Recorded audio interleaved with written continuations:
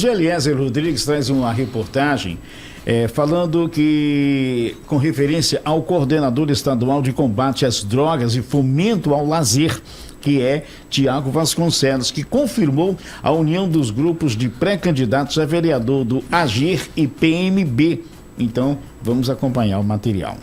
Nomes do AGIR e PMB na mesma chapa.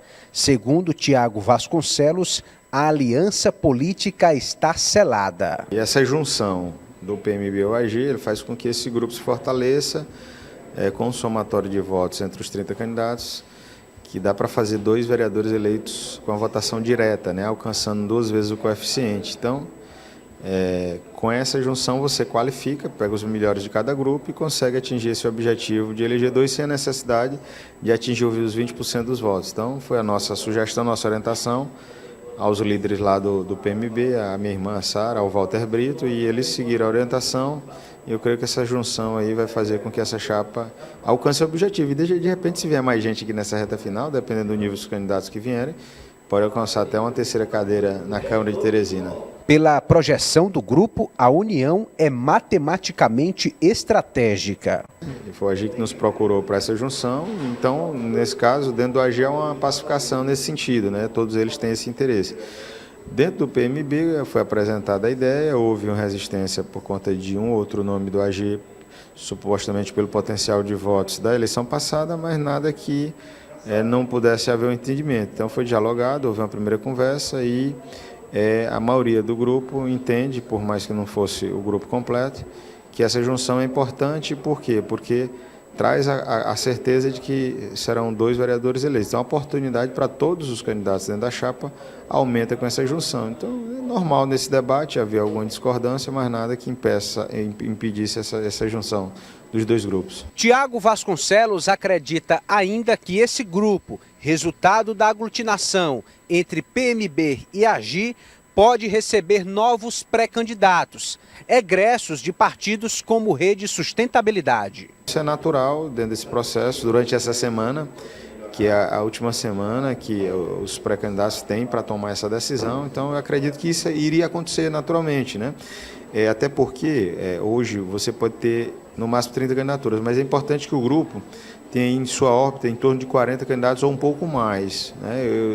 Eu parto da experiência, até porque já montei 2 chapas anteriormente, que quem tem a quantidade total, 30 candidatos, na verdade tem 20, porque pode acontecer alguma coisa durante o processo, alguém desistir, adoecer. Então é importante você ter essa chapa dos 30 e mais um excedente que realmente fortaleça. Então é a ideia desse grupo, logicamente qualificando aqueles que foram testados com maior potencial eleitoral e os que não foram testados ainda, que tenham boa perspectiva, que a avaliação, que o trabalho que vem fazendo seja de uma votação razoável e expressiva.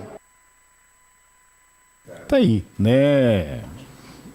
Eliezer Rodrigues, você que esteve, que conversou, que bateu esse papo aí Magela, com o Tiago. Perfeito. Reta final de janela partidária. Os partidos que não conseguiram se consolidar vão ter que buscar outros caminhos, outras alternativas. Eleição não é só emoção, não é só ilusão, é preciso ter realmente o pé no chão, estratégias concretas, viáveis para se eleger vereador na cidade de Teresina, especialmente uma capital. Então, os partidos que não conseguiram nomes viáveis, competitivos para atingir suas metas, tendem a se juntar. É como uma espécie de dissolução das chapinhas. Vão se juntar para tentarem formar partidos mais fortes. É uma tendência, considerando o rigor da legislação eleitoral, considerando a circunstância política do momento, e isso envolve o PMB e o AGIR. Vai todo mundo do AGIR para o PMB? Não, até porque nem cabe. Alguns do Rede também vão se movimentar para o PSB ou para o PMB. Ou para o PRTB. Ou para o PRTB, Gustavo. Muito bem, faça aí as honras da casa. Mas, enfim, vai haver uma reorganização nesse sentido. Olha, eu acho o seguinte, quando a pessoa advoga em causa própria, né, por um primeiro momento é muito fácil você usar argumentos, porque o direito ele é belo. O direito, quando ele é bem fundamentado, ele pode servir para condenar ou para absolver. Então, o convencimento, quem está ali com o domínio da palavra, ele passa a ser pleno, mas a gente precisa fazer uma análise. Por que o PMB? Por que não agir? Não é? Por quê? Por que não trabalhar um lado ou outro? Ou falar real? Não há necessariamente, objetivamente, uma intervenção direta do governador nisso, não. O que o governador disse, que vocês se resolvam, que o que vocês decidirem, está tudo bem, desde que fique na base do pré-candidato Fábio Novo. Isso é óbvio. Até porque o governador ele não vai ficar com a picha de culpado se algo der errado. Claro, isso é uma questão de lógica. Eu, particularmente, só uso o nome de alguém quando me autorizam.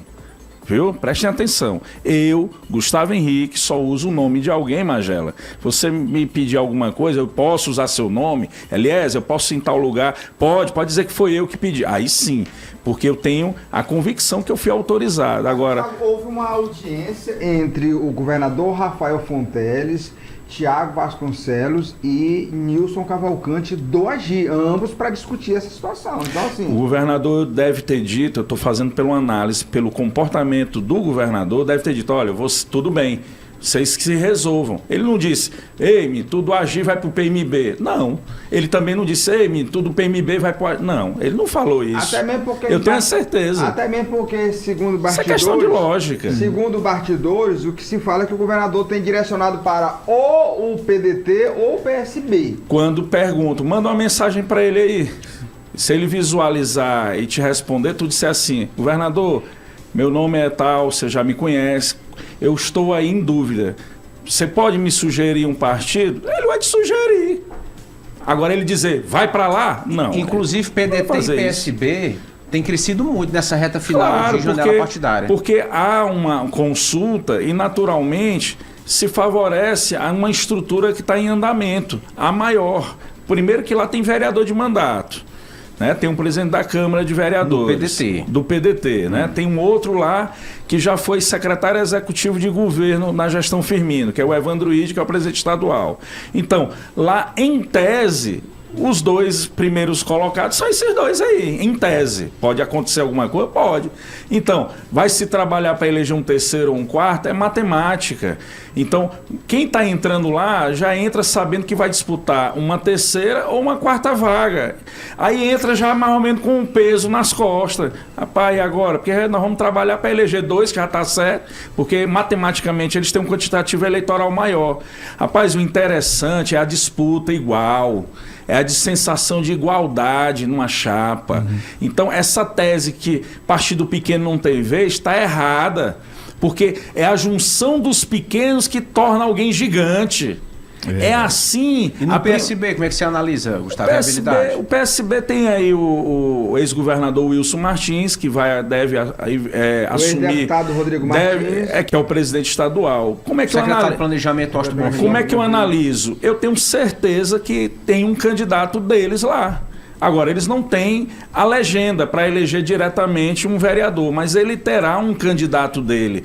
O ex-governador Wilson Martins, e primeiro suplente deputado federal, tem a influência, tem a asa sobre o PSB. Inclusive, ele esteve na reunião ontem, uma reunião que foi promovida pelo secretário Austin Bonfim para conversar com postulantes à filiação ao PSB. Estava lá o ex-governador, estava lá o ex-vereador e ex-deputado federal Rodrigo Martins. E aí, você que está me ouvindo, pode até ter algum pré-candidato aí ouvindo aí na dúvida, você acha que o ex-governador não terá um candidato dele lá?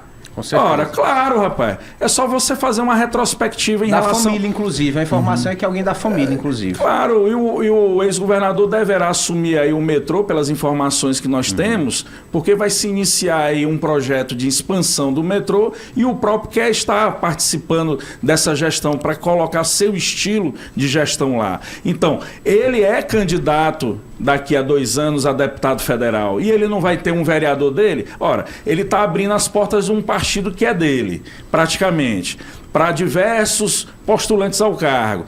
Por abrir a porta, nenhum vota nele. E aí ele vai deixar de pôr a mão em alguém dele? É claro que ele vai ter um candidato dele lá.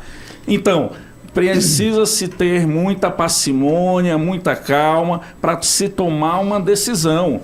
uma decisão do qual envolve sonhos. Por que que a chapa do PRTB, nesse momento, ela é mais orgânica, na minha opinião? E aqui eu vou advogar em causa própria. Por quê? Porque é uma chapa que está sendo construída há quase 2 anos.